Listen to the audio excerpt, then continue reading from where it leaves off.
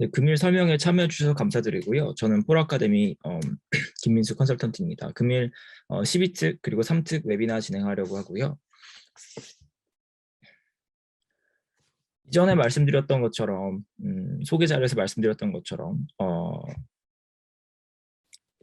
저는 강의를 하면서 동시에 컨설팅을 진행하고 있고, 그렇다 보니까 어, 학생들이 가져온 점수를 저는 단순한 숫자로 보지 않게 되더라고요. 뭐 단순히 학생이 갖고 있는 SAT 점수가 뭐 1,400 몇 점이다, 1,500 몇 점이다, 그런 것을 뭐 이 정도 점수를 갖고 있으면 어디 붙을 수 있겠다라고 생각하기보다는 그 학생이 그 점수를 받기 위해서 어떻게 노력했을까 생각하게 되고, 그 SAT만 그런 게 아니에요. AP도 그렇고요. IB도 그렇고요. 제가 모두 지도하는 과목이기 때문에 학생들이 그 점수를 가지고 왔을 때 아이가 얼마나 노력했을까, 그리고 아이가 갖고 있는 탤런트가 어떤 것이 있을까, 제가 그런 것들 다 통찰하게 되고, 그러다 보니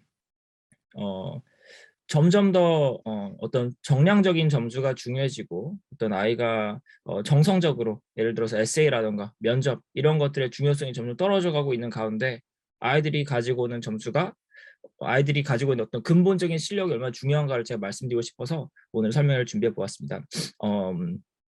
저는 IB 디플로마 AP를 이수했고요. 그리고 현재 SAT, ACT, IB AP, 토플 등 강의하고 있습니다. 그리고 국내 및 해외 대입을 맡아서 아이들의 컨설팅 진행하면서 실제로 매년 최상위권 대학의 아이들 합격시키고 있고요. 주요 전공에 뭐 의대, 치대, 약대, 공학계열, 컴퓨터, 경영경제 등 다양한 합격생들을 배출하고 있습니다. 12년 특례 먼저 살펴보겠습니다. 네, 그 목차는 다음과 같고요. 12년 특례의 전형을 간략하게 살펴보고요. 자주 질문해 주시는 질문들을 제가 정리를 해보았어요. 그리고 24학년도 변경 사항이 조금 있는데 그것도 살펴보도록 하고요. 학업과 지원 전략, 그리고 학교 티어별 목표. 티어라는 것은 학교의 수준을 말씀드린 거고요. 학교 잘 알고 계시겠지만 이제 12년 특례 같은 경우는 학교의 어떤, 물론 학과 간의 차이도 명백히 존재하지만 학교 간의 차이가 굉장히 명백히 드러나거든요. 3특보다 오히려 더 매우 심각하게 차이가 나는 것 같아요. 예를 들어서 서울대 간 학생들과 연고대 간 학생들 스펙 차이 어마어마하게 나고요. 그 1년 차이로 극복할 수 있는 점수 차이가 아니에요. 그런 점수들이. 마찬가지로 연고대랑 그 다음 티어 학교, 서성화가 친구들 보면은 그 점수 차이도 어마어마하게 차이가 나거든요. 1년으로 극복이 안 된 차이거든요. 그래서 이제 그런 것들을 말씀드리고 하고요. 그리고 합격자 케이스 스터디를 진행하도록 하고 마지막 Q&A, 마지막 질문을 받도록 하겠습니다. 네, 12년 특례 같은 경우는 서류 전형을 기본으로 하고 있죠. 그래서 저기 왕관을 씌워봤는데요. 그 어느 때보다 공인시험 IBAP, A레벨, ACT 그 어느 때보다 중요해진 시점입니다. 그리고 자기소개서와 에세이가 있는데 이것이 많이 폐지가 되었죠. 그리고 추천서 같은 경우도 안 받고 있는 학교가 되게 많아졌습니다. 아이가 전공도 고려해야 될 것이고 학교에서의 활동, 학교에서 어떤 교과, 비교과 활동을 준비해야 될 것이고 아이 GPA도 매우 중요합니다. 그래서 대학에 제출하게 된 서류를 살펴보면 다음과 같은데요. 학교 생활기록부라는 게 있고요. 다만 해외고 학생들 같은 경우는 학교 생활기록부가 없는데 이거 어떻게 제출해야 되느냐. 이를 대체할 수 있는 어떤 서식들이 있죠. 학교에서 마련해 줄 수도 있고요. 또는 학생이 그걸 갖고 있지 않다면 외부의 도움을 받아서 학생이 스스로 만들어서 학교에 도장을 받아서 대학에 제출한 방안도 있습니다. 서류 목록표, 그리고 활동 증빙 서류, 기타 서류, 그리고 자기소개서. 제가 세모를 쳐놨는데요. 왜냐하면 자소 같은 경우가 많이 폐지되고 있고 실제로 남아있다고, 내년까지 남아있다고 확실하게 말씀드릴 수 있는 학교가 거의 없어요. 왜냐하면은 이제 24학년도 그 이제 전형안을 미리 공개한 학교들, 아직까지 완벽하게 이제 학교들이 결정한 것은 아니지만 예정안을 보았을 때 실제로 없애겠다고 한 학교들이 대부분이고, 남아있는 학교들은 이제 12년 특례 학생이 지원하는 학교들 중에는 의대가 있고요. 그리고 의예과들은 예외적으로 남길 수 있을 것으로 보여지고요. 그리고 서울대, 카이스트, 연세대, 중앙대 정도만 우리는 없앨 계획이 명시적으로 없애지 않겠다. 명시적으로 이제 없애겠다고 하지 않는 케이스가 그렇게 있고, 나머지 학교들은 다 없앨 계획을 하고 있거든요. 그렇다 보니까 자우선 제가 세모를 쳐놨고요. 제출할 수 있는 서류를 살펴보시면 학교 서류, 초중 재학 증명서, 고교 졸업 증명서, 초중고 학년 성적 증명서, 성적 체계 자료, 스쿨 프로파일 등이 있고요. 실적 관련으로서 고교 수상 실적, 클럽, 봉사활동 확인 서류, 학업 성취도 평가 시험, IB/AP, A-레벨, SAT, AC 등이 꼭 필수 서류로 들어가야 되고요. 공인어학 점수가 토플, 토익, HSK, JLPT 등등이 있는데 이런 것들은 중요성이 조금 떨어집니다. 공인어학 점수 아무래도 이것이 유의미하게 쓰이는 경우는 의대 레벨을 제외하고는 없는 것으로 보여져요. 오히려 토플 점수 없더라도 토플 점수 뭐 아이가 뭐 90 몇 점밖에 안 나와서 이걸 제출 못하는데 이거 어떻게 하면 좋냐라고 하시는 분들께서도 걱정하실 필요가 딱히 없고요. 다만 제가 말씀드리고 싶은 것은 근본적으로 아이 실력이 뛰어난데 다른 IB, AP, A-레벨, SAT가 되게 높으면서 토플만 낮기는 굉장히 어려운 일이거든요. 그렇다 보니까 사실 그런 토플 점수만 낮다면은 문제가 안 되는데요. 근데 토플 점수도 낮다면 문제가 되는 거죠. 토플 점수까지는 필요가 없긴 하지만 토플 자체가 필요 없긴 하지만 그것이 대학교에 제출된 서류 이상으로 아이의 실력을 보여주는 아이의 어떤 근본적인 실력을 보여주는 척도가 될 수 있기 때문에 그 부분에 대해서는 제가 확실히 말씀드리고 싶습니다. 그리고 기타 서류에서 추천서, 자소서가 있는데 일부 대학 같은 경우 독서 목록, 활동 요약서 제출하라고 하고요. 추천서, 자소서가 많은 학교에 사라졌죠. 지원 자격 관련 서류로서 여권 사본, 증명서, 사실 증명서 이런 것들이 필요하고요. 여기 지금 3특 12년 특례 대상자들 같은 경우는 사실 그 가족 관련하여서는 어떤 뭐 부모님 체류라도 이런 거에 대해서는 증명하는 내용이 하나도 없죠. 단순히 그냥 이 해외에서 23학기 다녔던 것만 증명하면 됩니다. 여기 지금 조금 오류가 있는 것 같아요. 그래서 질문 사항을 제가 정리해 보았는데요. 학부모님 무엇을 준비하시나요? 요 1번 문항 같은 경우는 지금 오른편에 재직 형태별 제출 서류 나온 이거 3특 내용이고 12특 해당 사항 없고요.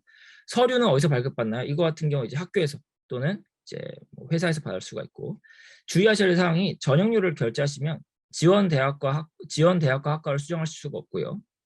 자소서를 받는 학교에 대해서 수정 가능하고요.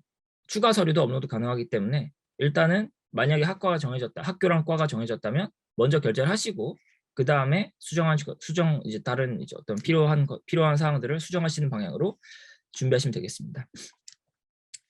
학습 체류 요건으로서 해외에서 전교육 과정이 있어야 되고요. 국외통산 23학기 재학해야 되는데 이 부분에 대해서 한국에서 초등학교를 다녔던 것이 영향을 미칠 수 있느냐 궁금하신 분들 계시는데 만약에 한국에서 초등학교 뭐 1학년 1년 정도 다니고 해외로 나가서 다시 1학년 시작해가지고 24학기 다녔다. 그럼 전혀 문제가 없기 때문에 걱정하지 않으셔도 괜찮습니다. 그리고 공증, 아포스티유 발급 관련하여서는 귀국 이전에 졸업 고교 발급 서류에 직인을 받고요.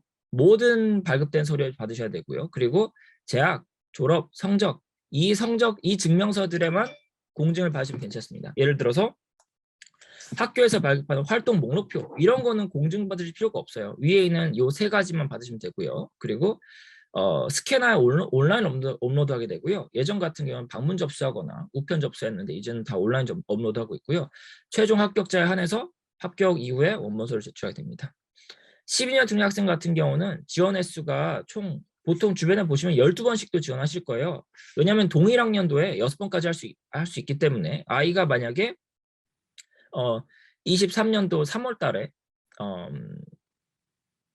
이제 6번 지원을 하고 그렇게 되면은 23년도 9월 후기 입학에 지원하는 거죠. 그리고 같은 해 9월 달 내년 3월에 입학하는 정기 입학 6개 쓰게 되면 총 12번 지원할 수 있고요. 다만 여기서 주의하셔야 할 점은 이렇게 된 경우 연속해서 12번 썼고 그렇기 때문에 9월 후기 입학 전형 지원 불가능합니다. 24년도에는요. 왜냐하면은 같은 연도에 6번 소진했기 때문에 그렇고요. 이 부분 때문에 되게 매년 실수를 많이 하시는 분들이 계세요. 왜냐면은 이 6번 지원을 까먹고 뭐 예를 들어서 후기 전형에 뭐 서울대 한번 써보자 이런 식으로 한번 다시 지원하시는데 나중에 학교에서 연락 오거든요. 아이가 벌써 전기 6번 썼기 때문에 후기를 쓸 수 없고 이거는 취소하겠다. 그 이제 돈만 날린 거기 때문에 꼭 이제 계획을 잘 짜셔서 현명하게 짜셔서 아이가 그런 문제 겪지 않도록 하시면 좋겠습니다. 공인성적 제출하는 방법은 진위 여부 확인할 수 있는 수단 아이디 패스워드 제공하게 되고요. 최종 합격자만 스코어 리포팅 하시면 되는데 또 궁금하신 점들이 예전에 SAT 봤던 거 점수가 안 좋은데 이거 괜찮냐? 라고 많이 생각하시거든요. 근데 그거 전혀 문제 없고요. 학교 입장에서는 아이가 실제로 그 입학 그 관련해서 그 지원 단계에서 입력한 그 점수가 실제가 맞는지 팩트 체크하기 위해서 이 아이디얼 패스워드 받는 거거든요. 과거 점수를 연연하지 않고요. 그렇기 때문에 걱정할 필요가 전혀 없습니다. 상장과 비교과 제출 같은 경우는 장수 제한이 있기 때문에 모든 상장과 활동을 요약한 표를 고교에서 발급받아야 되는데요. 이것을 이제 저희가 학생부 대체서류라 부르고요. 카이스트 같은 경우 주의하셔야 할 사항이 만약에 12특 학생 중에서 카이스트 쓰려는 학생이 있다면 요약표 제출 안 되기 때문에 이거는 활동 하나에 대해서 개별적인 이제 증명 자료를 받아오셔야 될 것으로 말씀드릴 수 있겠습니다. 저희가 보통 이런 식으로 레코드 오브 어워즈에 나오는 이렇게 해서 학교에서 받았던 상장들 이렇게 요약해서 보여드리고 이제 이렇게 요약돼서 나오면 최고로 좋고요. 액티비티 같은 경우도 이렇게 아이가 했던 액티비티 이름 그리고 이제 이제 참여한 학력, 시간, 뭐 몇 주, 총 몇 시간, 포지션 이제 아이가 했던 거 이렇게 나와도 좋고 만약에 학교에서 좀 더 도와줄 수 있다라고 한다면 학교에서 좀 이제 뭐라고 할까요? 좀 협력을 해주겠다고 한다면 그렇다면 이런 식으로 해서 활동에 대한 설명까지도 추가하실 수가 있고요. 활동에 설명을 추가한다면 여기서 또 주의하실 점이 아이가 직접 작성한 서류는 제출하실 수가 없어요. 그렇기 때문에 여기에 이제 어떤 주어가 뭐 내가 아이가 나온다든가 그러면은 문제되거든요. 학교들이 안 받겠다고 하고 있습니다. 그럼 학교에서 이거는 아이가 직접 작성 레주메이기 때문에 안 된다라고 할 것이기 때문에 그 부분에 대해서 주의하시고 디스크립션 만약에 쓰실 수 있으시다면 이제 아이가 쓴 게 아니라 학교에서 써준 것처럼 나와야 됩니다. 네, 그 다음으로 넘어가겠습니다. 24학년도 변경 사항이 몇 가지가 있었는데요. 12특 관련된 사항들만 말씀드리겠습니다. 서류평가대학이 추가로 확대가 되었죠. 한국여대, 이화여대에 이어서 4학년도부터는 숭실대, 동덕여대, 동국대가 12특 서류평가 전환되었고요. 결국 여기 지금 지필 얘기 나와 있고 한데 그 학교들이 이런 뭐 지필 성적과 학업 능력 사이에 연관성이 없다는 걸 누구보다도 잘 알고 있어요. 지필로 뽑아놨더니 사실 들어와서 GPA 대학교에서 GPA가 이제 좋게 나오지 않고 특히 재외국민 학생들 같은 경우는 특히 이공계열 이제 공대라던가 아니면은 뭐 이과대라던가 그쪽에 소속대 학생들 같은 경우는 들어와서 고생 엄청나게 많이 하거든요. 학교에서 뽑아놨더니 GPA 안 좋게 나오고 그렇다 보니까 순수한 실력으로 학생을 뽑아서 이제 공정한 경제, 공정한 평가하겠다는 것의 뜻으로 보여지고요. 자소서도 폐지되고 있는데 자소서가 글자 수는 이미 축소가 많이 되었어요. 재작년과 비교해서 작년에 축소 많이 되었고 그리고 실제로 학종 같은 경우, 수시 학종 같은 경우 자소서 폐지가 되었고 내년부터 폐지가 되고 그리고 대부분 학교가 재외국민 전형에서 자소서 폐지하겠다는 뜻을 밝혔고요. 다음 장에 제가 리스트를 만들어 놨고요. 이것도 마찬가지로 점수를 가지고 보겠다. 어떤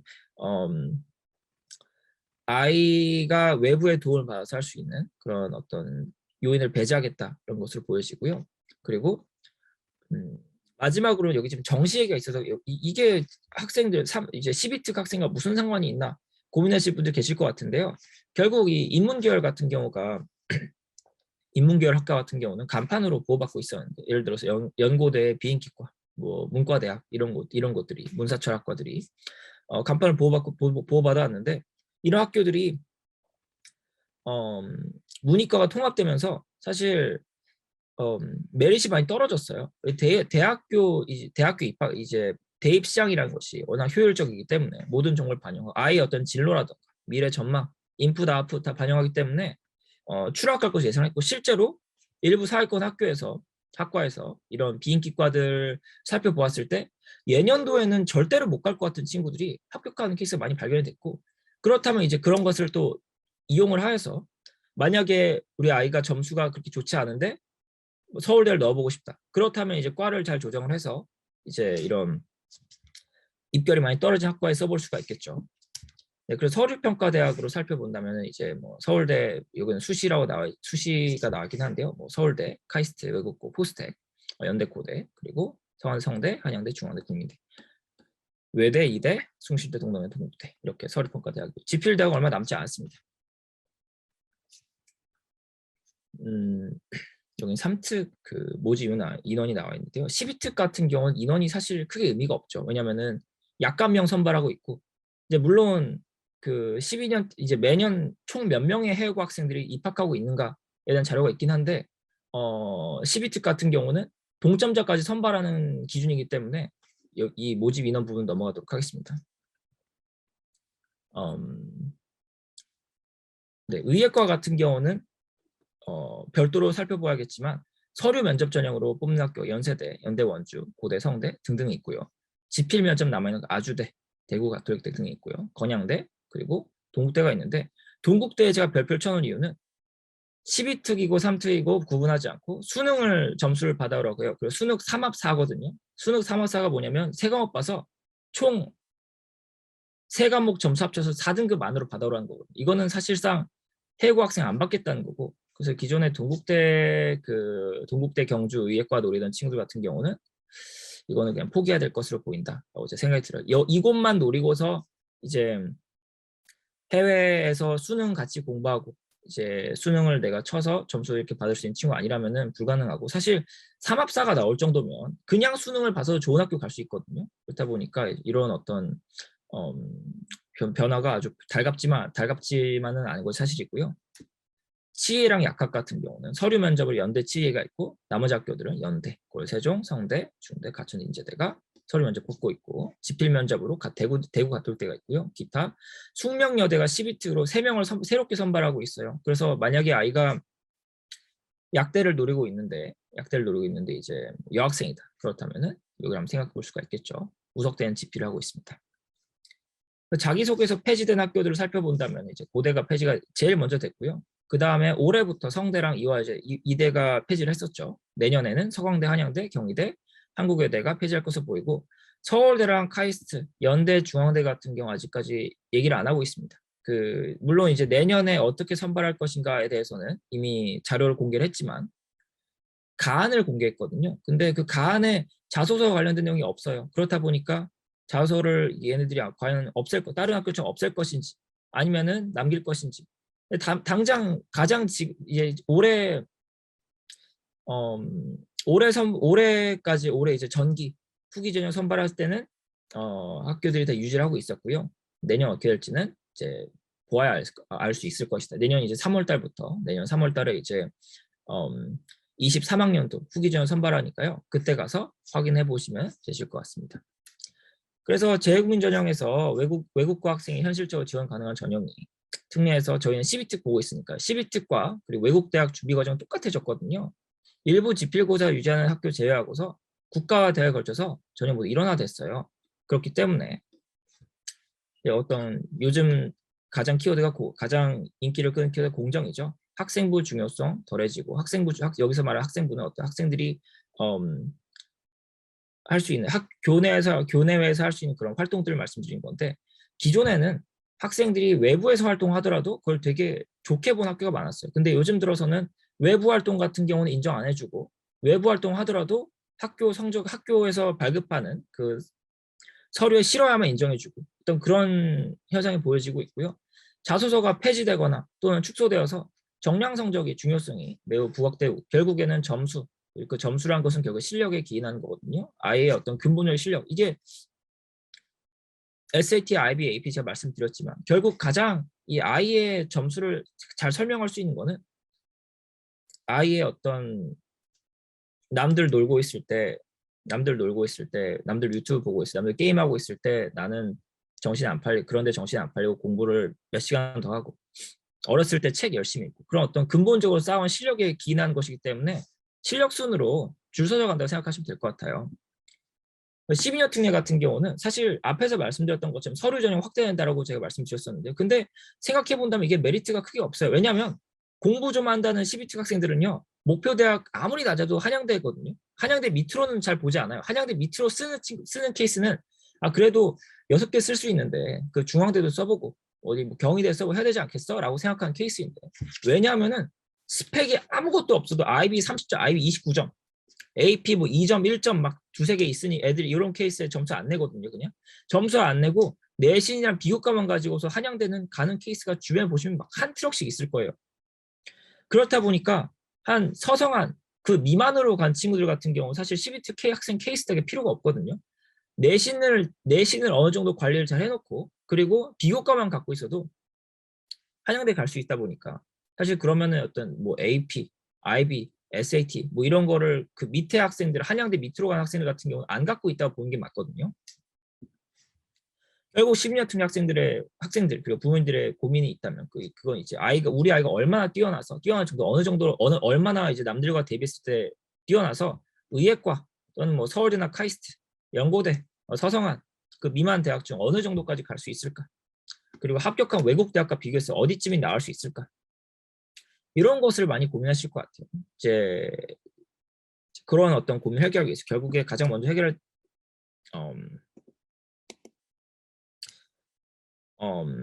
어떤 그런 고민을 해결하기 위해서 12특 학생이라면 이제 국내외 대학을 동시에 준비하기 가장 합리적이죠. 왜냐면은 어차피 GP를 보는 거는 말이 안 되고 서류를 어차피 답은 서류이고 국내외 대학 준비 과정 동일하거든요. 아이가 학교에서 준비하는 어떤 IB, AP, 커리큘럼 준비하면서 SAT 준비하면서 그거 가지고 해외 대학 준비하면서 동시에 한국 대학 준비할 수 있기 때문에 3특과 대비하여서 12특 학생들 같은 경우는 필요한 스펙이 좀 낮은 게 사실이에요. 왜냐면은 지금까지 계속 그래왔고 앞으로도 물론 그 갭이 줄어들고 있긴 해요. 예전에는 저희가 말 타고 간다는 표현 쓸 정도로 12특 학생들이 그냥 되게 쉽게 갔는데 예를 들어서 뭐 내신 진짜 좋고 뭐 IB 예상 점수 43, 44 정도 있으면 얘는 서울대 가겠다. SAT 없어도 가겠다라고 말씀드렸고 실제로 가던 시절이 있었는데 요즘은 그렇기가 참 힘들죠. 실제로 주변에 서울대 가는 12특 학생들 보면은 되게 뛰어난 친구들이에요.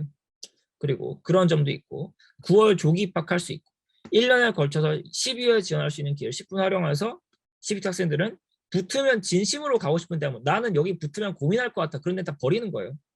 그런 식으로 지원한 전략을 활용한다면 참 좋겠는데 그렇다면 이제 어떻게 공부를 해야 될까 제가 말씀드리려고 합니다. 일단 저는 공인시험 위주로 말씀드리려고 하는데요. 이제 아마 다 알고 계시겠지만 아이들이 해외 고등학교 재학하고 있다면 IB, AP, A레벨 하게 되거든요. 이 세 개 중에 하나를 하게 될 것이고 만약에 이게 아니라면 한국 학교죠. 그런데 한국 학교를 재학하는 친구들까지도 AP는 독학을 하게 되어요. AP도 안 하고 그냥 한국 학교 내신으로만 하는 케이스는 거의 없거든요. SAT도 당연히 하게 되고요. IB 디플로마 같은 경우는 11학년에 6과목 7점 만점 과목을 골라서 2년간 공부하고 최종 시험 응시해서 42점 만점 플러스 자율 논문과 철학 과목 3점 더해서 45점 만점을 받게 된 과목이고 그동안 IB에만 올인해서 이제 SAT, ACT 아예 안 해버리고 좋은 결과 낸 친구도 있었죠. 서울대 가한 친구 있었는데 코로나 등 영향으로 인해서 시험 난이도가 좀 조절이 잘 안 됐어요. 그렇다 보니까 고득점도 너무 많이 나오고 이제 고득점의 어떤 가치가 떨어지다 보니까 어려움 많이 겪어왔었죠 학생들이. AP 같은 경우는 학교 커리큘럼과 무관하게 신청할 수 있는 시험이고요. 각각 5점 만점 리테이크까지 할 수 있어요. 리테이크를 쉽게 할 수 있기 때문에 득점이 좋은 점수 받지 못했다. 그렇다면 다시 응시하여서 점수를 받으면 됩니다. IB랑 AP랑 비교해서 AP가 불리하다는 인식인데 그거는 거짓말이고요. 왜냐면은 AP가 불리한 게 하나밖에 없어요. AP를 친 학생들이 불리한 게 하나밖에 없어요. 학교 커리큘럼과 무관하게 학교에서 응시한 것, 학교에서 제공하는 어떤 과목, 내가 들은 과목만 시험을 보게 되면 많이 들어봤자 애들이 뭐 3개, 4개밖에 안 보죠. 그러면 불리하거든요. 그렇기 때문에 학교 커리큘럼 무관하게 내가 학교에서 과목을 들었건 안 들었건 일단 시험을 보고 그 점수를 많이 뽑아내서 8과목, 9과목씩 보게 되면 전혀 불리한 점이 없어요. 실제로 합격생들이 많이 나오고 있고요.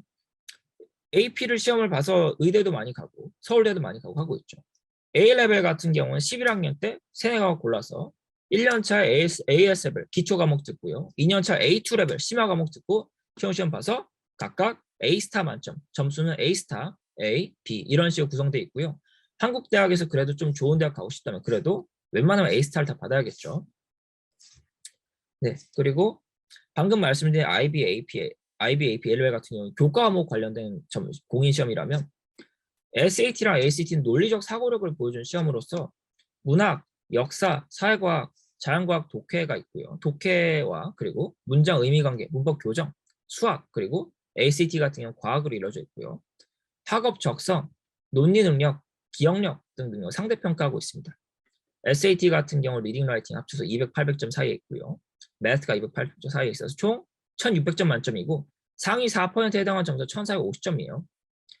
ACT 같은 경우는 Reading, English, Math, Science 각 36점이고 평균 값을 내서 최종 점수가 36점 나오게 되는데 이것도 4%가 32 정도 됩니다. 그래서 SAT랑 ACT랑 이 점수가 같다고 보시면 되고요. 두 시험을 비교하자면 라이팅 비슷하고요. ACT 사이언스는 과학 배경 지식이 없어도 과학을 잘 모르더라도 그래프 잘 해석할 수 있고 논리 추론 잘하면 점수 잘 나오거든요. 그렇다고 이제 그런 점이 있고 리딩 같은 경우는 ACT가 좀 더 쉬워요. 물론 이제 SAT가 이제 인터넷으로 이제 컴퓨터로 변화하게 되면서 이제 훨씬 더 쉬워진다, 리딩이 쉬워진다는 어떤 근거가 있고 그렇다 보니 비슷해질 것으로 생각이 되고요. 매스 같은 경우는 ACT 조금 더 어렵습니다. 확통이 좀 더 들어가기 때문에 그렇고요. 그래서 이공계열 학생 같은 경우 사실 ACT보다 좀 유리할 수가 있죠.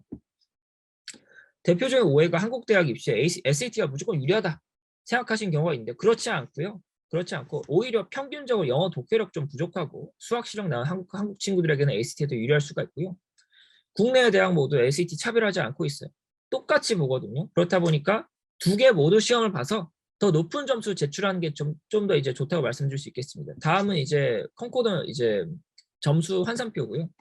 SAT랑 ACT 점수가 이렇게 왔다 갔다 똑같다고 생각하시면 될 것 같아요. 여기 지금 별표 붙어 있는 건 뭐냐면 별표 붙어 있는 건 만약에 한 개 점수를 환산해야 된다면 이렇게 환산할 수 있다. 예를 들어 ACT 점수가 36점 받는 친구들의 분포가 SAT로 따져서 요 사이에 있는데 만약에 ACT 30 만점을 한 개 점수를 본다면 1590에 가깝게 볼 수 있겠다. 35점은 1540에 볼 수 있겠다. 이런 거고요. 지도 경험상 ACT의 고득점 받는 게 좀 더 편하긴 해요. 물론 이제 이건 이공계열 학생들 같은 경우 그렇다는 말씀이고요. 이 학생들이 예를 들어서 수학을 잘 못한다. 그럼 SAT가 유리한 게 맞죠.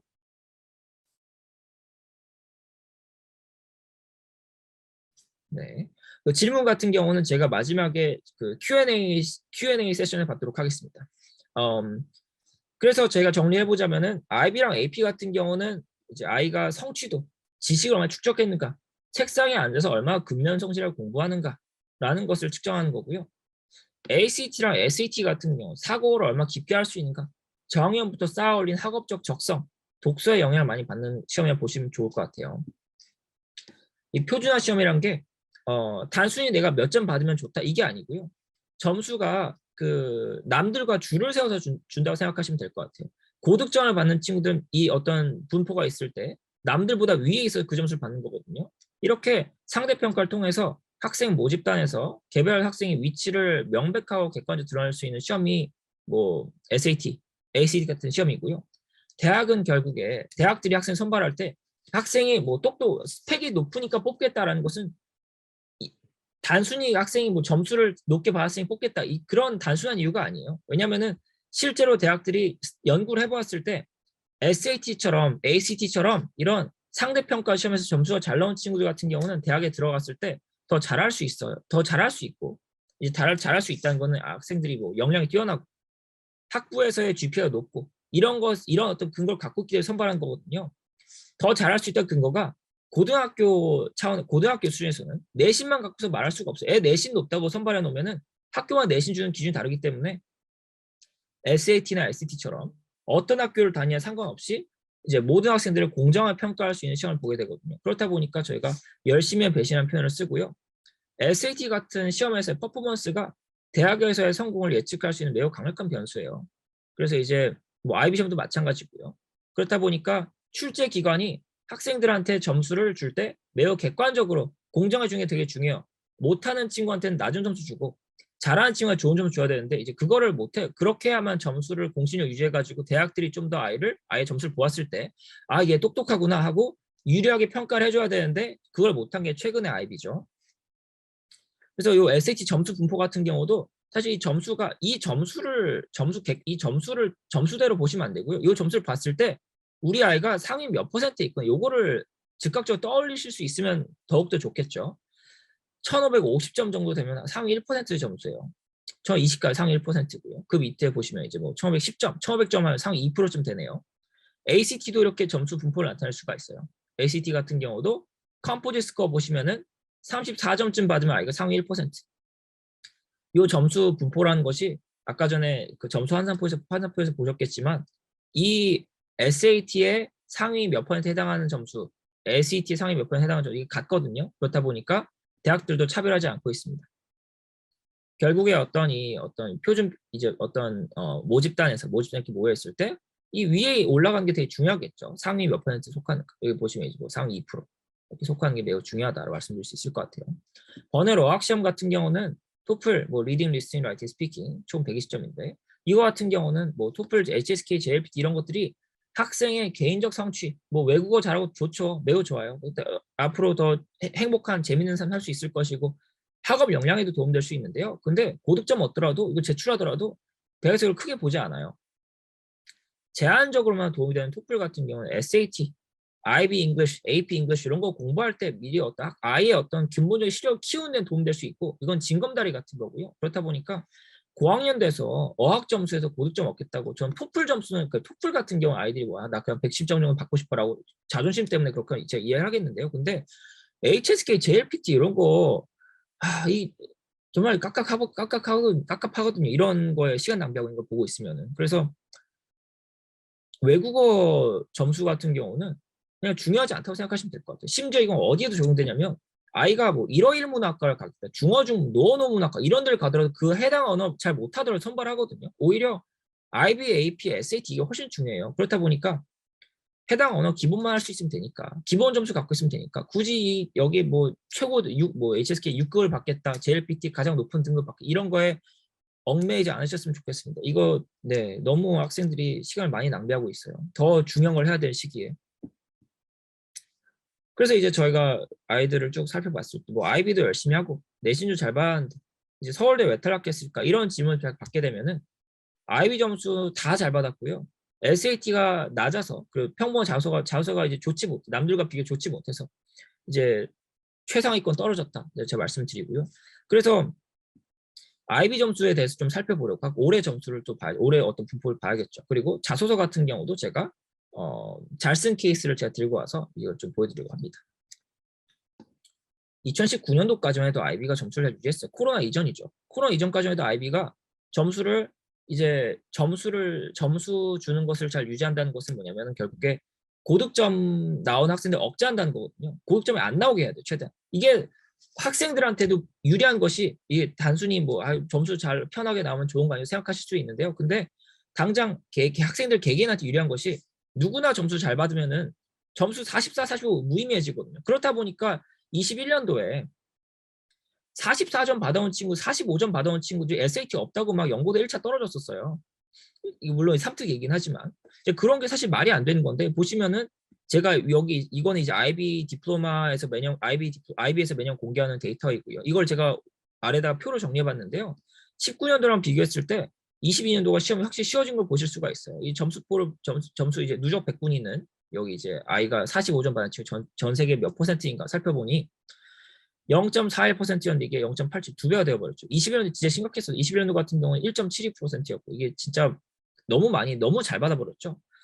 44점 받은 학생들이 19년과 비교했을 때 22년 아직도 2배가 되고 있어요. 그래서 이제 21년과 비교했을 때는 확실히 점수를 좀 억제를 잘했지만 그래도 19년도와 편차를 보았을 때 변환 점수를 보게 되면은 22년도 친구들은 19년도와 비교해서 한 1점에서 2점 정도 깎아야 된다고 보시면 될 것 같아요. 중요한 거는 아이가 몇 점 받았냐가 아니거든요. 물론 이제 같은 과에 지원하는 지원자와 점수가 비교되고 그리고 그 학생이 어떤 과목 골랐냐 매우 중요하지만 40점이 수능으로 치면 2등급 정도 대신에 보시면 될 것 같아요. 좀 더 낮아요. 왜냐하면 13%니까요. 높지 않은 점수입니다. 이거 2등급 누적 100분이 11% 2등급이고요. 수능에서 저희가 어떤 학생 2등급 나는 뭐 국영수 2등급 받았다 그러면 잘했다고 생각하지 않거든요. 인서울 겨우할 점수인데 이제 그런 것을 이제 그런 걸 고려한다면 오히려 IB가 좀 더 시험이 어렵게 나와가지고 학생들이 좀 더 고생하는 게 좀 더 유리할 수가 있겠죠. 그래서 내년 같은 점점 이제 코로나 정상화되면서 이제 21년도와 오타가 나는데 21년도부터 22년도까지 나이 정상화됐던 것처럼 내년이 되면은 아마 좀 더 어려워질 것을 예상하고 있어요. 왜냐면은 커리큘럼도 좀 바꾸고 있고요. IB가 그 과목들에 걸쳐서 그리고 올해 같은 경우는 간혹가다 시험 안 친 학생들이 있었어요. 학교마다 코로나 상황에 따라서 IB 시험 안 치고 예를 들어 중국이라든가 동남아 지역에 그런 케이스가 있었고요. 그렇다고 해서 그런 친구들 같은 점수 좀 더 소폭 높게 나왔어요. 남들보다. 다른 친구 예상 점수보다 좀 낮게 나왔는데 그 친구 예상 점수 그대로 받았거든요. 동남아랑 중국 같은 경우. 그렇다 보니까 이제 그런 어떤 사건들이 있었기 때문에 내년이 되면 좀 더 IB 고득점이 좀 더 가치를 얻지 않을까 생각합니다. 이거는 이제 다른 IB 이제 평균 점수, 과목 평균 점수가 원래 4.7밖에 4.79, 4.76, 4점대 후반이었는데요. 5점을 넘어섰어요. 20년도부터 해서 5점 넘어섰고 평균 점수도 보니까 29점밖에 안 됐었는데 원래는 평균 32를 넘어섰죠. 이제 이렇다는 것은 아이들의 고득점 받은 친구들이 오히려 손해를 보고 있다라고 생각하시면 좋습니다. 이런 이제 모두가 점수를 잘 받다 보니까 SAT가 없으면은 상황이 쉽지가 않은 거예요. 그래서 IB 점수가 의미를 가져온 것은 커리큘럼 난이도를 조절해가지고 일부 학생들은 고득점 받을 수 설계했기 때문에 의미가 있었던 건데 45점 만점 원점수 로스코어 가지고서 100분이 딱히 안 보고도 얘 진짜 잘하는구나. 얘 44점이야. 진짜 잘한다라고 생각할 수 있었는데 이제는 그게 안 된다는 거예요. 그렇다 보니까 예전에는 SAT 한 1400 이렇게 나오면은 나는 도저히 처음에 못 넘기겠다 싶어가지고 IB 올해 44, 45 받고 서울대 가고 했었어요. 근데 이제는 그게 쉽지 않죠. 의미가 퇴색되고 있고 그렇다 보니까 SAT가 너무 중요해요. SAT를 꼭 병행해야 돼요. 만약에 아이가 최상급 노린다고 한다 SAT 병행해야 되고 그렇지 않다고 하여도 아이가 연고대 또는 서성한 노린다고 하여도 SAT를 꼭 했으면 좋겠습니다. SAT가 있고 없고 차이가 정말 심각하고 그리고 점수가 좀 이따 뒤에서 스펙 학생들 이제 케이스 스터디에서 보시겠지만 점수대가 막 1400, 1500 나오지 않더라도 1200점만 나와도 학교 제출할 수 있고 실제로 선발하고 있어요. 그 점수를 보고서. 그렇기 때문에 이제 도전했으면 좋겠습니다. IB를 AP랑 병행하면 어떨까라는 생각도 많이 하고 계신데요. 근데 교육적인 가치가 있어요. 그렇지만 학교에서 과목이 어떤 특정 과목이 아이가 예를 들어 학교에서 내가 가고 싶은 과는 경제학과인데 학교에 IB 이콘이 없다. 그런 예외적인 상황을 제외하고는 AP를 들으실 필요가 없고요. 물론 이제 IB, AP 모두 제공하는 큰 학교들이 대형 학교들이 있어요. 그런 학교들 같은 경우는 IB 30를 듣고 AP 병행하고 그래서 서울대 가고 하는데요. 디플로마 층은 기본적으로 IB 집중하고 SAT 병행 이거 기본이고요. AP를 병행하는 극소수 학생들이 있어요. 이 친구들은 의대를 노리죠. 나는 의대 아니면 안 간다. 나는 서울대 아니면 안 간다. 이런 친구 같은 경우는 10학년 때까지 한 AP 칼큘러스 정도 보는 거는 도움이 되는 것으로 보여지고 있습니다. 네, 그래서 요거는 동점자 기준 같은 경우는 여기서 이제 이 표 같은 경우 3특에서 말씀드린 표인데 요것도 사실 12특에 대해서 어떤 임플리케이션이 있어요. 말씀드리고 싶은 것은 대학들이 가장 중요하게 여기고 있는 것은 학업 수월성, 학업을 얼마나 잘 따라갈 수 있는가, 학업 얼마나 열심히 할 수 있는가, 전공 얼마나 잘 들어맞는가 이런 걸 제일 중시하고요. 그 다음에 보는 것이 이제 아예 활동을 얼마나 다양하게 있는가, 얼마나 어떤 성격적 차원에서 얼마나 긍정적인 면모들이 보이는가, 공부를 잘하는 게 제일 중요합니다. 네, 그리고 다시 이제 지금까지는 IB, SAT 말씀드렸으니까 이제 어학이라든가 어떤 내신 말씀드리자면 어학 점수 같은 경우는 아예 숙련도, 경험만 반영하고 학업 역량은 반영 못하기 때문에 순수 실력을 보여주는 표준화 점수 정말 중요하고요. 내신 같은 경우도 마찬가지로 상대평가, 표준화를 가지고서 신뢰도 확보한 국내고 내신과 다르게 외국고와 다 달라요. 그렇다 보니까 우수한 내신 하나만 보고서 얘가 우수하다라고 할 수가 없는 거예요. 내신 안 중요한가라고 한다면 또 그렇지는 않죠. 내신 중요하죠. 내신 중요하지만 내신을 이제 학교에서 잘 받기 위해서 생각해 보시면 아이나 또는 주변을 살펴보시면 학교에서 내신 잘 받는 것과 아이의 근본적인 실력이 연관이 있는가라고 고민해 보시면 그렇지 않다는 것도 아실 수 있을 거예요. 보시면은 주변에 학교 쌤이랑 친해가지고 점수를 잘 받는 케이스가 되게 많거든요. 학교쌤과 이 친구가 파이널 시험 보면은 점수 안 나올 게 분명한데 학교쌤이랑 친분이 좋아가지고 점수 잘 받고 이제 그런 어떤 한계가 있기 때문에 학교들은 내신 신뢰하지 않고요. 다만 내신을 어느 정도 관리를 해서 학교에서 충실하게 따라갔다라는 걸 보여줘야 되고, 그리고 또 말씀드리고 싶은 거는 다른 거 다 잘하는데 내신만 낮기는 정말 힘든 일이에요. 이제 반면 반대 케이스는 많죠. 내신 엄청 좋아. 학교생이랑 친해가 내신은 좋은데 표준 IB 실제 시험 보면 낮게 나올 거야. 이런 케이스가 되게 많았죠. 실제로 뭐 중국이나 동남아 지역 봤을 때 시험을 안 봤던 친구들 같은 경우는 되게 안심을 많이 했어요. 왜냐면 나 예상 점수 43, 44 받았는데 실제 시험은 36 나올 것 같다. 애들이 그래서 많이 이제 마음 고생했었는데 시험이 취소되니까 이득을 많이 본 거죠. 그런 친구들이. 뭐 이제 반대 케이스도 있어요. 뭐 PG 고득점 받아가지고 영미권 최상위권 오퍼 받았는데 파이널 점수 38점, 37점 이렇게 나와가지고 재수하고. 케이스가 되게 많이 발생하고 있습니다. 그래서 요약하자면 내신은 중요하긴 한데요. 표준화 점수를 완성한 퍼즐 조각에 불과하고요. 최소한 국내 대입에서 표준화 점수가 없는 높은 내신은 진짜 학교쌤 마음에 들었구나. 이거밖에 할 수가 없어요. 표준화 점수가 반면에 이제 SAT나 ACT 그리고 IB, AP 같은 높은 고득점 받게 되면은 이 친구는 상위 여포에 속하는 좋은 학생이다. 라고 말씀드릴 수 있겠습니다. 그 다음으로 학원 및 지원자를 보려고 하는데요. 가장 중요하고 노력 기울여야 되는 것은 표준화 점수고요. 중요하고 노력 기울여야 되는 것, 내신이고요. 덜 중요하고 요식행위인 것은 비교과 활동, 그리고 이런 것들을 종합해서 대입 결과라는 것은 결국에 표준화 시험 가장 중요하죠. 그 내신, 비교과 활동, 그리고 일부 대학에 한해서 아직까지 자소 남아있다고 여겨지는 서울대, 카이스트, 연세대 등등 학교들에 대해서 자소서 그리고 면접에 복잡한 엔지니어링을 말씀드릴 수 있을 것 같아요. 대입의 본질이라는 것이 단순히 아이가 몇 점수 어떻게 갖고 있는 이런 게 아니라 근본적으로 이 친구가 옆에 있는 경쟁자 친구랑 비교했을 때 얼마나 똑똑하고 얼마나 학업적인 성취가 뛰어나고 대학에 가서 얼마나 잘할 수 있을까를 보여줘야 되거든요. 그리고 그걸 가장 잘 보여줄 수 있는 점수, 그걸 가장 잘 보여줄 수 있는 것이 물론 이제 탐구, 그걸 진짜 아주 깊게 탐구하고 싶다면 아이를 데려놓고서 현장에서 글을 쓰게 하고 면접 막 1시간, 2시간씩 하고 그러면은 아이를 제가 학생들 말을 해봐도 10분만 말해도 아이의 깊이가 다 보이거든요. 아이가 얼마나 이제 공부에 관심이 있는지, 어렸을 때 책 얼마나 읽었는지 다 보여요. 근데 하물며 이제 저도 그렇게 할 수 있는데 이제 대학교 교수님들도 할 수 있어요. 다 뭐 면접에서 그 얘기 나누면 다 드러나거든요. 근데 이제 그렇게 하기에는 아무래도 시간도 오래 걸리고 자원이 많이 들어가다 보니까 좀 더 효율적으로 뽑기 위해서 정량 점수를 보고 있는 거죠.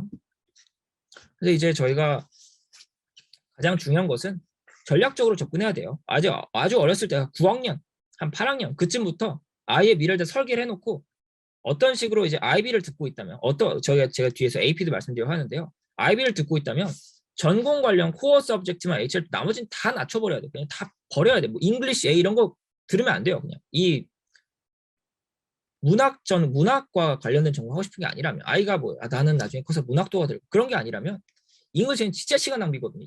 얘는 도움이 하나도 안 돼요. 대입에. 영문학 이런 능력은 대학 전공과 관련된 어떤 학업 능력, 아이가 뭐 공학계열 가고 싶다, 어디 뭐 다른 데 가고 싶다, 이게 하등 상관없기 때문에 영어 실력과 사고력은 SAT로 증명하면 되고요. 학교에 우겨서 그런 학교들이 있어요. 우리 학교는 뭐 아이가 몇 년 이상 다녔기 때문에 잉글리시 A를 내가 버리게 할 수가 없다, B로 못 내려준다, 또는 우리 학교 한번 올라가면 못 내려간다, 이렇게 말하는 학교들이 있는데 되게 웃긴 것이 학교 아웃풋 되게 좋은 지역별로 대표적 학교들이 몇 군데가 있어요. 뭐 예를 들어 제가 뭐 학교 이름 말하기 좀 어렵지만 뭐 예를 들어서 지금 바로 떠오르는 필리핀의 마닐라에 가장 유명한 어떤 학교, 뭐 이런 학교를 떠올려 보면 그런 학교들은 아웃풋 되게 좋거든요. 근데 이런 과목 버리는 거에 대해서 굉장히 긍정적이에요. 너 좋은 대학 가고 싶구나, 그래 넌 버리게 해줄게 라고 하는데, 반면에 동네에 있는 조그만 학교들이 있죠. 그냥 별로 안 좋은, 그냥 뭐 위에 선배들 보니까 뭐 몇 년 전에 어디 갔다, 작년에는 어디 잘 못 간 것 같다, 이런 학교들 같은 경우 오히려 학교가 고집이 있어요. 이제 그거는 되게 나쁜, 학교가 사실 학생 미래를 버리는 거죠. 그거는 학교에서 그렇게 한 이유는 학교 쌤한테 과목을 줘야 되는데, 교수 시간을 줘야 되는데 그거 클래스가 사라질까 봐 애들을 팔아먹는 거거든요. 이제 그래서 이제 그런 사건이 발생한다면 진짜 해결이 안 된다면 저거라도 전학이라고 가셔야 돼요. 그게 아이의 미래를 위해서 좀 유리한 점이 있는 거고, 양보 안 해주면은 그쵸, 랭리스를 골라야 되죠. IB 문학과 언어, 시간과 노력. 이거는 AP도 맞죠. AP 같은 경우도 굳이 리스를 들을 필요가 없어요. 학생의 미래를 중시하는 학교, 그리고 비인기와 인원 채우는 걸 중시하는 학교, 요런 어떤 차이가 되게 명백하게 보이고요. 저는 그래서 제가 학교랑 싸운 적도 있어요. 제가 학교에 왜냐하면 저는 아이들 지도를 하고 있으니까 학교에 제가 이제 삼촌처럼 이제 미팅을 해서 아이 삼촌이 말을 해가지고 내가 아이 삼촌인데 이제 좀 낮춰줘라. 아이가 많이 힘들어하고 아이가 원하는 전공도 잉글리시랑 상관이 없고 이제 그런 식으로 말을 해가지고 실제 낮춘 적도 있고요. 코리안을 듣는다면 SL로 들으시고요. 문학 예체할 게 은근히 많아요. 물론 이제 IB에서 문학을 아예 안 들을 수 없기 때문에 제가 말씀드린 대안이 이제 코리안 SL이고요. 전공 관련 과목 HL을 들어야 되기 때문에 문학의 HL 슬롯을 낭비할 여유가 없어요. 잉글리시 B 같은 경우도 SL이 좋은데 학교들이 보통 잉글리시 B, 어떤 랭귀지 B 같은 게 SL 안 여는 학교들이 있거든요. 그러면 어쩔 수가 없이 HL 골라야 되는 거죠. 그리고 공통사항으로 만약 컴사를 학교에서 제공한다면 네, 그럼 문이과 불문하고 고르는 게 되게 좋고요. 이게 수학머리가 없어도 코딩을 잘 못하더라도 점수를 잘 받을 수 있는 거 암기 과목이에요.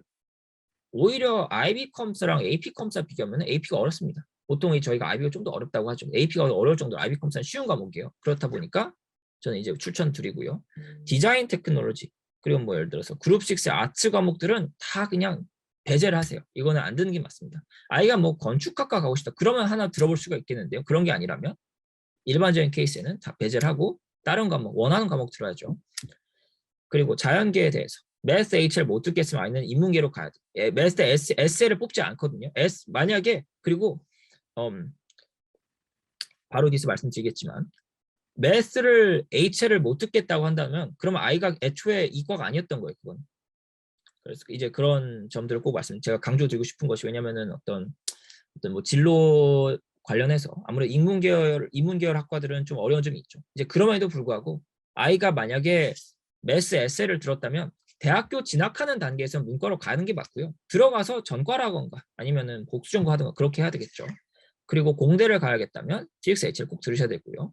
바이오캠만 들었을 때 한국 대입에서 결과 많이 갈려요. 의치학 카이스트 갈 수 있고 진짜 점수 SAT도 좋고 하면 갈 수 있겠지만 그게 아니면은 비서되는 자연대 뭐 예를 들어서 뭐 생명과학과 이런 데 가야 돼요. 그렇다 보니까 자연대를 가고 싶지 않다면은 가능하다면 바이오캠 들을 게 아니라 물리를 들어야겠죠. 물론 이제 나는 의대 갈 거다. 난 치대 약대 갈 거다. 그렇다면 바이오캠이 맞죠. 근데 제가 말씀드리는 거는 의치학을 못 가면 아이는 자연대를 가야 될 거예요. 이제 그걸 피하기 위해서라도 아이가 공학계에 관심이 있다. 물리를 들으셔야 됩니다. 그리고 이제 그룹 3 같은 경우는 이콘 그래프를 활용해서 암기분량 적은 거 또는 ESS 참 좋고요. 비즈니스 매니지먼트랑 지원은 쉬운데요. 근데 이게 단순한 암기 의존이고 이거 글쓰기 과목이에요. 사실 장문 과목. 아이가 알고 있는 지식을 뭐 뽐내는 뭐 어떤 경제 지식 어떤 그런 걸 뽐내는 게 아니고 얼마나 말을 그럴듯하게 잘하는가. 이제 부시링이 나오죠. 부시링. 그거 얼마나 잘하는가를 보는 과목이기 때문에 저는 이 두 개의 과목은요. 뭐 아이가 지원하려는 학과가 만약 경영 또는 뭐 어떤 뭐 지오그래피 쪽이다. 그렇다면 들어도 괜찮은데 그게 아니라면 아이의 미래에 크게 도움이 안 되는 과목을 생각하거든요. 이콘처럼 더 체계적이고 더 미래에 도움되고 점수 받기 쉬운 과목들이 있어요. 그렇다 보니까 이걸 들었으면 좋겠습니다. 이콘을 들으면 좋겠습니다. 인문계열 같은 경우 히스토리 무조건 배제하고요.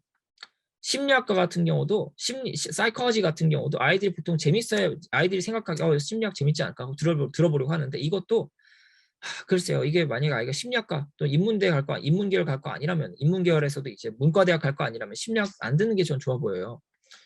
상경계열 지망하면 BM이나 지오 듣는 거는 또는 이콘 그렇죠. 이콘과 하나를 더 골라야겠죠. 과학에서는 ESS로 전혀 무방하고요. 불가능하다면 바이오 에세 또는 컴사 이런 걸 받겠습니다. 컴사 쉬워요. 단순 암기 과목이고요. 경영대 같은 경영대 또는 뭐 경제, 통계학과 이런 어떤 인문계열에서 주요 학과를 뽑히는 학과들에서 상경계열에서 컴퓨터 능력에 주목하고 있기 때문에 이거 들으면 매우 유리한 점이 있습니다. 그래서 이제 표를 정리해보면 그룹 1에서 코리안 A 듣고요. 2에서 잉글리시 B 듣고요. 이제 그룹 3, 4 같은 경우는 아예 전공에 맞춰서 공학, 자연, 상경, 비상경 맞춰 들을 수 있겠죠. 학교에서 만약에 잉글리시를 들으라고 강요한다면 랩리 듣고요. 그룹 2에서 코리안 A 듣거나 또는 잘한 외국어 B를 하나 들어버리고 나머지는 똑같습니다. AP 같은 경우는 제가 꼭 강조드리고 싶은 것이 이거 다다익선이에요. 최대한 많이 해야 되고 애들 보면은 13개, 14개 들고 애들 옛날엔 그렇게 많지 않았는데 요즘은 엄청나게 많아요. 심지어 뭐 의대 지원한 친구도 아닌데도 불구하고 나는 뭐 서울대 넣으려고 난 12과목 가져왔어요. 이런 친구는 되게 많거든요. 다다익선이에요. 그래서 9학년부터 응시한 경우도 있고요. 대체적으로 추천드리는 과목이 지금 넘어가 버렸는데 스탯, 칼, 컴사, 이제 뭐 휴먼지오 이런 거는 문이과 다 들을 수 있는 과목들이에요. 물론 이제 컴사 같은 경우는 아이가 머리가 좀 있어야 들을 수 있고 칼비씨 같은 경우는 좀 아이가 수학머리 있어야 들을 수 있어요. 만약에 아이가 완전 그냥 난 수학 전혀 못하겠다 그러면은 진짜 어려울 수 있긴 한데 일단 그런 경우 생각하지 않도록 하겠습니다. 자연계열 같은 경우는 바이오캠, 피직스 4과목이 있는데 다 들어도 돼요. 이걸 심지어 학교에서 수업을 듣고 나서 시험 보면 좋지만 학교에서 안 시켜줄 수 있거든요. 학교에서 예를 들어서 AP스쿨 같은 경우는 너가 매년 들을 수 있는 AP 과목이 이렇게 제한되어 있으니까 몇 개는 너가 듣고 싶으면 골라 들어라고 할 수 있는데 그런 경우에는 학교랑 별개로 시험 신청해서 독학해서 시험을 봐야 되거든요. 매크로 마이크로 이거 마찬가지. 매크로 마이크로 학교에서 이제 1년에 걸쳐서 매크로 마이크로 듣기 못 듣게 할 수도 있어요. 뭐 예를 들어서 아이가 지금 저기 넘쳐가지고 아이가 듣고 있는 크레딧 넘쳐가지고 들을 수가 없다고 하더라도 독학을 해서 독학할 수 있는 방법 되게 많죠. 뭐 시중에 어떤 인강을 구한다든가 아니면 한국에 수업 듣는다든가 또는 교재 AP 교재 되게 많아요. AP 교재 같은 경우 인터넷 찾아보면 되게 많이 있는 AP 교재가 아니라 AP를 공부할 수 있는 무료 인강도 되게 많고요. 자료 되게 많이 나오고 그래서 그런 식으로 독학을 해서라도 아이들이 한 10과목 정도 만들 수 있다면 참 좋겠습니다. 만약에 아이가 역량이 그렇게 안 된다고 해도 최대한 많이 할 수 있는 만큼 하면 좋겠습니다. 랭귀지 그 외국어도 할 수 있는 거 있으면 넣을 수 있고요. 캡스톤 과목, 리서치 세미나 같은 경우 하나의 과목 쳐주긴 하는데요. 이거는 들어도 좋고요. 안 듣는다고 해도 그렇게 막 불이익은 없습니다. 10학년부터 11학년, 12학년까지 아이들이 들을 수 있는 거, 뭐 공학계열, 상경계열 관련해 이제 수험을 이제 아이가 어떤 자기의 커리큘럼 디자인 해본다면은 이런 식으로 10학년 때 컴사 프린시플 듣고 휴먼지오, 카레비 듣고 시랑 올라가면서 공통 과목으로 뭐 컴사이 다 들을 수 있고 스탯 같은 거 칼비시 들을 수 있고요. 물리랑 매크로 마이크로 나눠지고 12학년 올라가서 뭐 이제 공대 갈 친구들은 이제 피직스 듣고 이제 인문계열 갈 친구들은 이제 자기가 지금까지 듣지 못한 뭐 컴페어 거먼트라든가 사이트 같은 거 들어서 AP 개수 채우는 방안이 있겠죠. 제가 강조드리고 싶은 것이 원하는 학과와 밀접하게 연관된 과목을 듣지 못했다면 예를 들어서 수학이 어려워서 매스 SL 골랐거나 칼큘러스 미수했다라고 한다면 지원 학과와 대학을 낮추는 게 맞고요. 자소서가 폐지되어서 서류로만 평가받는 지금의 환경에서는 더더욱 이 과를 높일 수 있는 용납될 수가 없어요. 그리고 학부를 떠나서 정상적인 대학생의 문제가 발생할 수 있어요. 이게 뭐냐? 이게 제가 특히 공학계열 지망하는 CBT 학생들한테 제가 꼭 말씀드리고 싶은 건데 저는 학생들 보내고 학생들 진학하고 나서 연락하거든요. 학생들이 학점에 대해 말을 해요. 근데 점수가 낮죠, 당연히. 왜냐하면 한국에서 좀 높은 학교 가는 뭐 서울대 연고대 가는 친구들, 의대 가는 친구들 다 완전 그 고등학교에서 다 이제 좀 하던 공부를 정말 잘하는 한국에서 이 어려운 환경에서 상위 1%에 들어간 친구들이거든요. 이제 그런 친구들 경쟁하려다 보니 쉽지 않아요. 해외에서 공부하던 어떤 습관과 한국 대학에서 공부하는 습관 다르기 때문에 어쩔 수가 없는 상황인 건데 이 12년 중 학생들이 들어와서 학점이 낮게 나온 거는 그렇다 치지만 학점이 뭐 3점대 초반 나올 수 있어요. 근데 그게 문제가 아니라 아예 그냥 수학 과목 칼큘러스 1학년 때 들어야 되는 공학 수학 그리고 미적분에서 F를 받아버리니까 다음 학년 진급이 안 되는 거예요.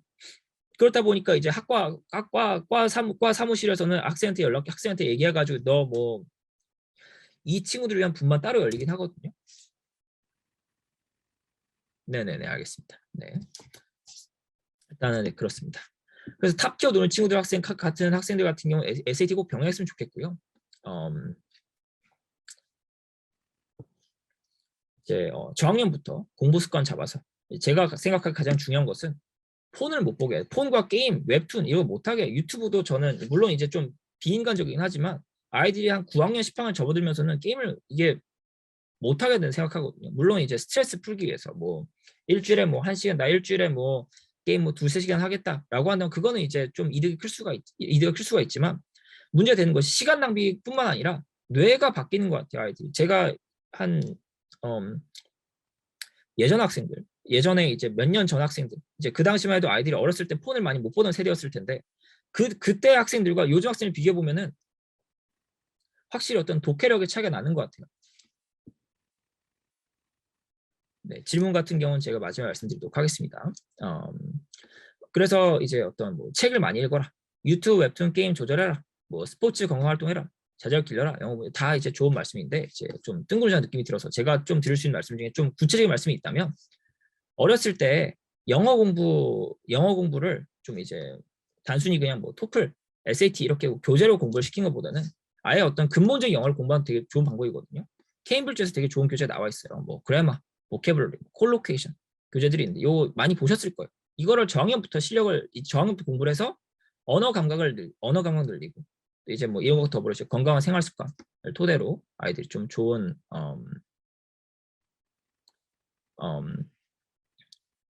결과 얻으면 좋겠습니다. 그래서 지금 시간이 많이 부족한 관계로 저희가 스펙으로 넘어가려고 하는데요. 이제 요 점수, 요 표를 보시면 메이저 인서 의대를 노린 친구들 같은 경우는 점수 AP를 최대한 많이 보고 IB 44점 이상 받고, 이제 그 밑으로는 뭐 지방의대, 서울대, 연고대 보시면 점수가 점점 낮아지고 있죠. 참고하시면 좋겠습니다. 그리고 빨리 지금 넘어가야 될 것 같아가지고요. 제가 뒤에 스펙을 보고 스펙과 그 실제로 합격한 학생들의 그 케이스를 보겠습니다. 올해 합격한 친구들인데요. 보시면 아시겠지만 서울대 가는 친구들은 이 점수가 굉장히 좋아요. 굉장히 좋고 사실 3특에 데려놔도 꿀리지 않은 점수거든요. 서울대 통계, AP 물론 4점 있긴 하지만 서울대 30점, SAT 굉장히 좋죠. 서울대 사회복지, 이 친구 좀 이상하다 싶으실 수 있는데요. 한국 학교에서 이렇게 점수를 얻어서 이거는 약간 고평가받으신 요인이고요. 자소서를 매우 잘 썼어요. 이 친구 자소서 잘 살펴볼 거고요. 서울대 기계공학, 연대, 고대 다 붙은 친구, A레벨, A스타 4개 있던 친구, 이런 친구도 있고요. SAT 굉장히 높죠. 그리고 연대 식품, 고대 보건 붙은 친구, IB 40점이었고요. 응용통계, 고대 국제, 여기 서울대 탈락했는데 이 친구 같은 경우 SAT 1480, AP 5, GP 매우 좋았고요. 연세 응용통계, 고대 탈락했는데 이 친구가 되게 운이 정말 좋은 친구였어요. 이 친구 같은 경우 사실 저도 예측을 못했어요. 이런 이 점수를 갖고 붙을 수 있을 생각을 못했는데 자소서를 잘 썼어요. 이 친구가 매우 잘 썼고, 이것도 제가 보여드리려고 합니다. SAT 5밖에 안 되는데 연대 고대는 이제 왜냐면 SAT 아예 자소 안 보다 보니까 탈락할 수밖에 없었고요. 연대 붙었다. 사실 제가 알고 있는 친구 중에 이 친구가 제일 가성비 좋게 갔어요. 뭐 노력 안 했다는 게 아니고요. 이 친구 할 수 있었던 그런 어떤 노력, 이제 어떤 어치브먼트에 비해서 그렇습니다.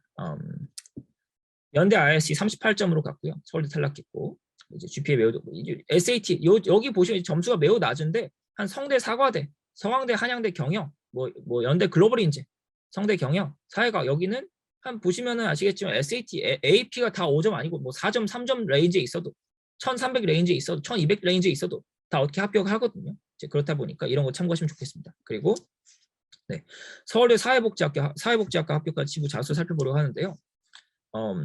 자소서가 사라질지 이제 내년에 유지될지 모르겠지만 서울대는 남아있지 않을까 저는 조심스럽게 예상해보고 있고요. 자소서를 쓴다면 전공과 매우 밀접하게 써야 돼요. 전공과 매우 밀접하다는 거는 전공 과목 중에서 다루는 아주 전문적인 내용을 다뤄야 되거든요. 여러 이론과 모형을 다뤄야 돼요.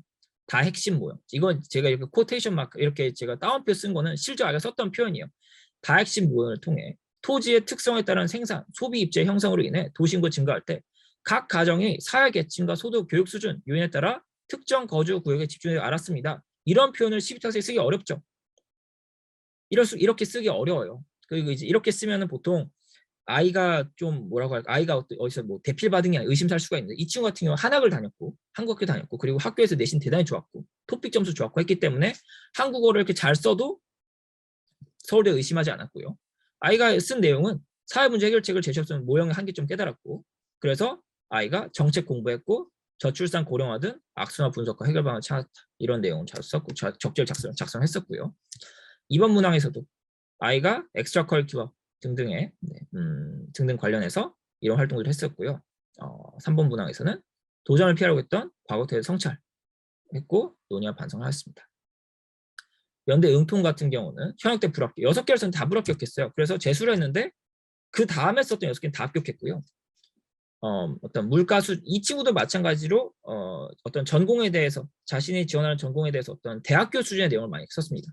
물가 수준, 상관 계수 도출 이런 어떤 논리적 통찰력과 영향을 깨달았다. 그리고 미적분, 선형 대수학, 통계와 기본적 공부 힘썼다. 변동값으로부터 예측 오차가 몇 퍼센트 줄어들었는지 설명한다는 의미를 갖고 알았다. 이거 R 값을 말하고요. 비록 제 힘으로 증명을 쓸 수 있을 정도로 완벽하게 이해하지 못했지만 논리의 중요성을 깨달았고, 이런 식에서 이런 말을 썼는데 사실 일반적인 평균의 고등학생 이런 말을 쓸 수가 없어요.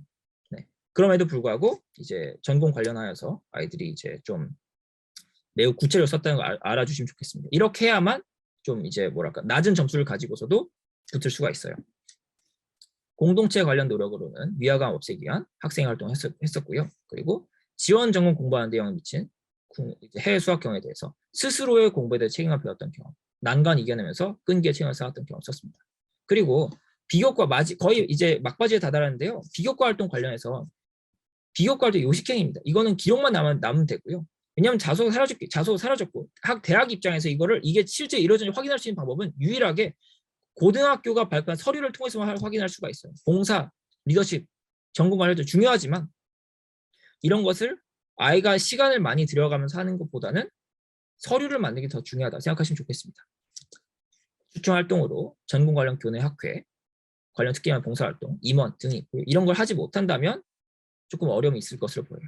네. Q&A를 해야 되는데요. 그 12년 특례